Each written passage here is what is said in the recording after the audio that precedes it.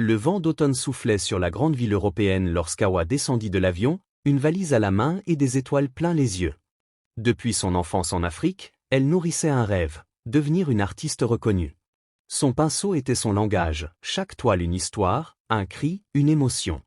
Elle croyait en la puissance de l'art, en sa capacité à transcender les frontières et les différences. Mais ce qu'elle ignorait encore, c'est que certaines barrières étaient plus dures à franchir que celles des pays, celles des esprits. Dès les premiers jours, elle fut frappée par la froideur de ce nouveau monde. Les rues, magnifiques et imposantes, semblaient lui souffler qu'elle n'y avait pas sa place. Les regards pesaient sur elle, certains remplis de curiosité, d'autres d'indifférence, d'autres encore de ce mépris à peine voilé qu'elle connaissait trop bien. Pourtant, elle avançait avec confiance, un dossier soigneusement préparé sous le bras, déterminée à faire reconnaître son talent.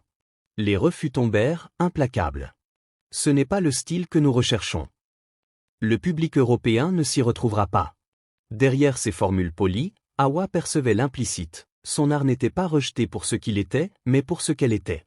Une femme noire, une étrangère, une artiste qui n'entrait pas dans les cadres préétablis. Chaque jour, elle frappait à de nouvelles portes. Chaque soir, elle rentrait avec un poids plus lourd sur les épaules. Devait-elle changer? Adoucir ses couleurs, effacer ses racines pour plaire? L'idée la révoltait. Son art était son essence, il portait en lui les chants de son enfance, la lumière de son peuple, la force de ses ancêtres. Le gommer, ce serait se renier. Un soir, lasse et découragée, elle s'assit sur un banc face à la ville illuminée. Les néons clignotaient, les rires fusaient autour d'elle, mais elle se sentait seule, étrangère à ce monde qui refusait de l'accueillir. Une larme roula sur sa joue.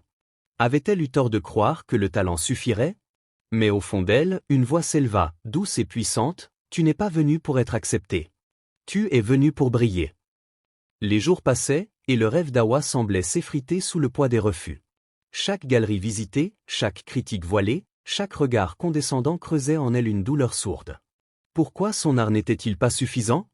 Pourquoi devait-elle toujours prouver sa valeur, alors que d'autres étaient accueillis sans question? Elle tenta de se faire une place dans les cercles artistiques locaux, assistant à des expositions, engageant des conversations avec des galeristes et des critiques. Mais partout, elle se heurta à une même réalité. On l'écoutait avec politesse, mais on ne la considérait jamais vraiment. Son accent, sa peau, son histoire semblaient toujours parler avant son talent. Un jour, elle postula pour une exposition collective réunissant de jeunes artistes émergents. Son dossier était solide, ses œuvres puissantes. Mais lorsque la liste des sélectionnés fut annoncée, son nom n'y figurait pas. Intriguée, elle demanda un retour sur son travail. « Nous apprécions votre démarche, mais nous recherchons une esthétique plus en phase avec notre culture. » Un refus de plus. Un rejet de trop. Le découragement s'empara d'elle. Elle se demanda si elle ne devrait pas abandonner, rentrer chez elle, où son talent serait au moins compris et célébré. Mais au fond d'elle, une colère sourde naissait. Pourquoi devrait-elle partir? Pourquoi serait-ce à elle de plier? Un soir, alors qu'elle errait dans les rues, elle entendit des rires fuser depuis une galerie illuminée. Elle s'approcha et aperçut l'une de ses connaissances du milieu artistique, un jeune peintre blanc qu'elle avait rencontré lors d'un vernissage. Son style était proche du sien, inspiré par les couleurs vives et les récits culturels. Pourtant, lui exposait, tandis qu'elle restait dehors. Elle se détourna, le cœur lourd. Mais cette fois, la douleur laissa place à une détermination nouvelle. Si personne ne lui offrait une place, elle la créerait elle-même. Cette nuit-là, Awa prit une décision. Elle ne quémanderait plus l'acceptation d'un monde qui refusait de la voir. Si les galeries ne voulaient pas de son art, alors elle le montrerait autrement. Elle commença par partager ses œuvres sur les réseaux sociaux, racontant son histoire avec sincérité. Chaque toile était accompagnée d'un message puissant, celui d'une femme noire refusant de se laisser effacer. Mais malgré son courage, la route restait semée d'embûches. Les réactions étaient mitigées. Certains saluaient son talent, d'autres lui reprochaient d'importer des luttes inutiles dans le monde de l'art. Elle comprit alors que son combat n'était pas seulement contre le rejet institutionnel, mais aussi contre une mentalité profondément ancrée. C'est alors qu'un événement inattendu se produisit. Un jour, alors qu'elle assistait discrètement à une exposition, un homme âgé s'arrêta devant son carnet de croquis qu'elle feuilletait sur un banc. Ses traits précis, ses couleurs audacieuses attirèrent son attention. « Ces œuvres sont les vôtres ?» demanda-t-il, intrigué. Awa releva la tête. L'homme était Lorenzo, un artiste renommé, connu pour avoir bousculé les codes de la peinture contemporaine. Oui. Il observa ses dessins longuement avant de sourire. Ils sont puissants. Vous avez une voix unique, et pourtant, on ne vous voit nulle part. Pourquoi? Hawa sentit un mélange d'amertume et d'espoir monter en elle. Pour la première fois, quelqu'un du milieu ne remettait pas en cause son talent. Elle lui raconta son parcours, les refus, les portes closes. Lorenzo l'écouta sans l'interrompre, puis, après un silence, il déclara. Alors créons une opportunité là où il n'y en a pas. C'est ainsi qu'il lui proposa de collaborer. Il lui ouvrit son atelier, l'aida à organiser une exposition privée et lui présenta ses contacts influents.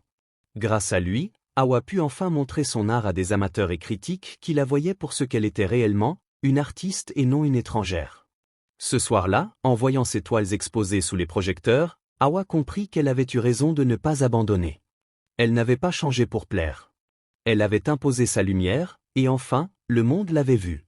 L'exposition organisée par Lorenzo fut un tournant décisif dans la vie d'Hawa. Ce soir-là, elle se tenait au centre de la galerie, entourée de ses toiles vibrantes de couleurs et d'émotions. Des visages curieux s'approchaient, observaient, s'émerveillaient. Pour la première fois, son art était regardé avec sincérité, et non à travers le prisme du rejet. Les critiques d'art présents furent surpris. « D'où sort-elle » murmurait-on. « Pourquoi n'avons-nous jamais entendu parler d'elle » La réponse était évidente, mais personne n'osait la dire à voix haute. Lorenzo, fidèle à son engagement, présenta Hawa à des collectionneurs et journalistes influents. Une interview fut publiée dans un magazine culturel, retraçant son parcours semé d'embûches. Son histoire, autant que son talent, toucha de nombreuses personnes. Elle était cette voix que l'on avait tenté d'étouffer, mais qui résonnait désormais plus fort que jamais.